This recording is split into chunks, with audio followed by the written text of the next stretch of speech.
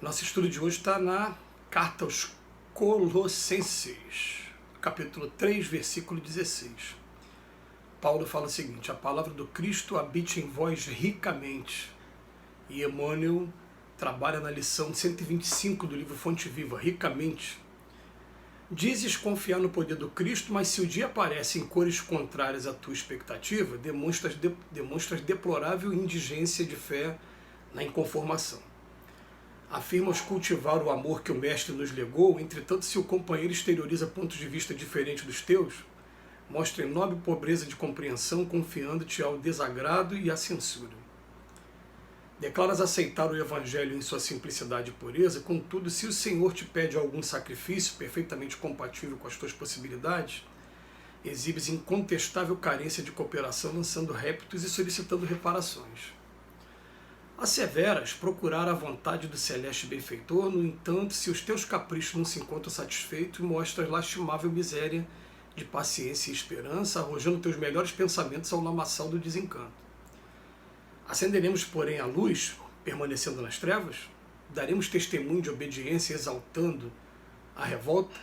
Ensinaremos a serenidade, inclinando-nos à desesperação? Proclamaremos a glória do amor, cultivando o ódio? A palavra do Cristo não nos convida a marchar na fraqueza ou na lamentação como se fôssemos tutelados da ignorância. Segundo a conceituação iluminada de Paulo, a boa nova deve irradiar-se de nossa vida, habitando a nossa alma ricamente.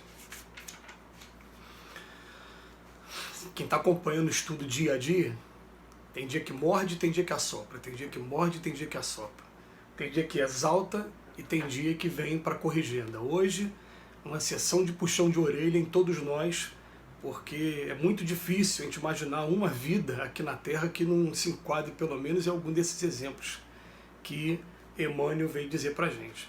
Ele começa dizendo assim para a gente: se você diz que confia realmente em Cristo, confiar em Cristo é a gente aceitar que a gente está no melhor lugar, na melhor família, no melhor corpo, no melhor trabalho, porque na hora que não for mais o conveniente, vai mudar. As coisas mudam e mudam às vezes de maneira brusca e a gente, com medo do novo, com medo do desconhecido, a gente sofre por conta disso. Entra às vezes até em processo depressivo sem perceber o que está vindo para frente. A gente tem um texto no Evangelho segundo o Espiritismo maravilhoso, que ele fala a verdadeira desgraça. Tem muita gente que vê a verdadeira desgraça, acha que a desgraça está, como diz Emmanuel aqui, nos nossos caprichos que não foram satisfeitos imediatamente. E o objetivo, o fundo moral do texto é dizer para a gente: olha, vamos procurar observar o seguinte, vocês vão chamar de desgraça mesmo, não no acontecimento, mas nos efeitos que eles vão provocar lá na frente. Então ele vem falando assim: poxa, às vezes tem uma tempestade que pode vir, às vezes destruindo tudo, causando enchente, mas está limpando a atmosfera, está levando aqueles miasmas, aquelas impurezas, e está preparando o ambiente futuro. Daqui a pouco você vai ver que, na verdade, aquilo foi bom ter acontecido.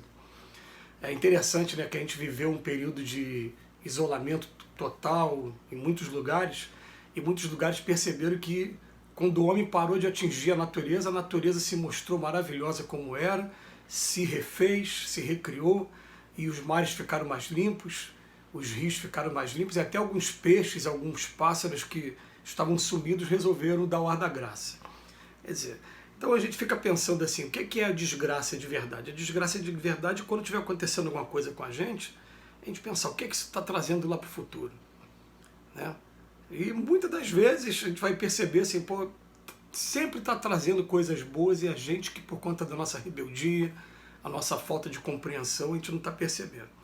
Então ele vem falar aqui para a gente: a gente diz que confia em Jesus, mas vê alguém que discorda do nosso ponto de vista, quer crescer para cima daquela pessoa, ou querendo convencer de que ela está errada, né? Ou a maior doença do século XXI nesse momento é não tolerar pessoas que têm um ponto de vista diferente do seu. E que as pessoas estão perdendo até a classe, estão perdendo o bom senso, estão partindo imediatamente para a agressão física ou outras formas de agressão. Isso é lamentável. Eu estava participando de um grupo de WhatsApp recentemente, quando uma pessoa deu a sua opinião, que é uma opinião radical, sobre determinado tema, e veio uma outra trazendo a opinião que é contrária, e quando ela terminou de dar a opinião contrária, ela simplesmente saiu do grupo.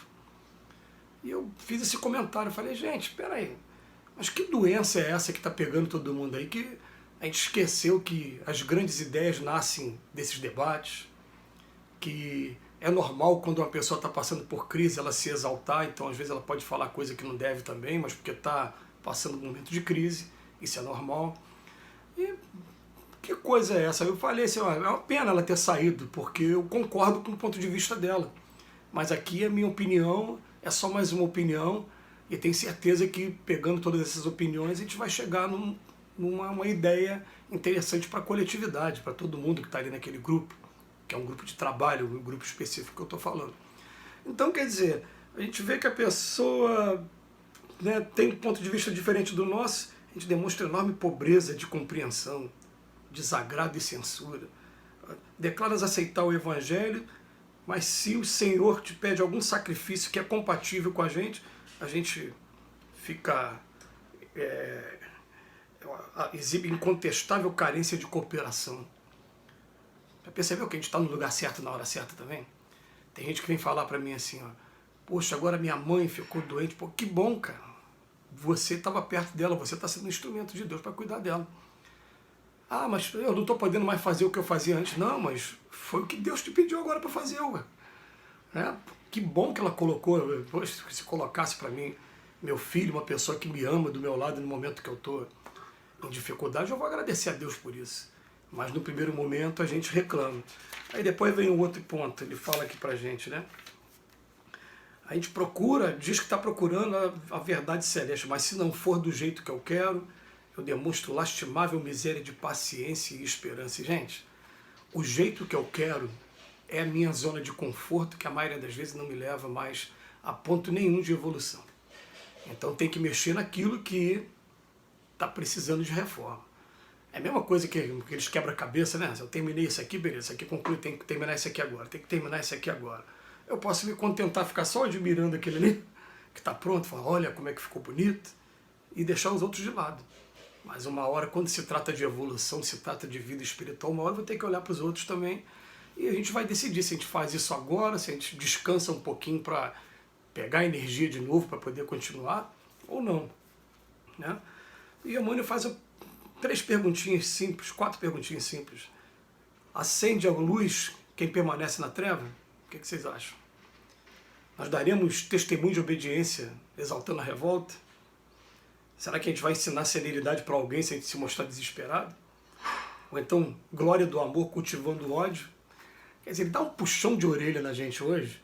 Porque, gente, não fiquem decepcionados com esse texto, porque eu também li isso aqui, eu já sei onde eu me enquadro aqui. Né? A gente evita falar para preservar, né? Mas a gente sabe onde eu me enquadro aqui. Mas ele vem falar para a gente, a palavra do Cristo não está convidando a gente para ficar na fraqueza, na lamentação, não. Né? A gente está sendo convidado a, como diz aqui, ricamente, que a palavra do Cristo habite ricamente, para que a gente comece a compreender as mensagens que a vida traz para a gente, as oportunidades de crescimento que a gente está tendo o tempo todo, com tudo que está acontecendo, seja na posição de subserviência, de subalterno, até na posição de autoridade. A gente está tendo oportunidade o tempo todo.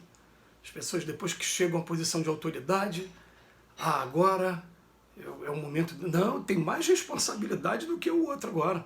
Porque agora você tem a tutela de algumas pessoas, de alguns temperamentos, de alguns momentos emocionais dos outros seres que estão subordinados a você.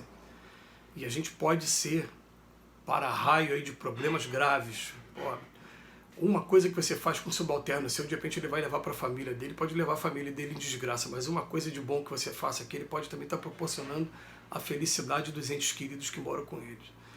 Então, quando a gente começa a descobrir essas informações, por isso a gente precisa de estudo diário.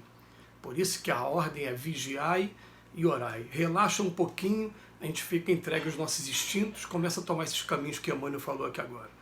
Agora a gente começa a ler todo dia está participando de estudos, como esse, como outros. A gente está fortalecendo a gente mesmo para ficar firme no nosso Senhor Jesus Cristo.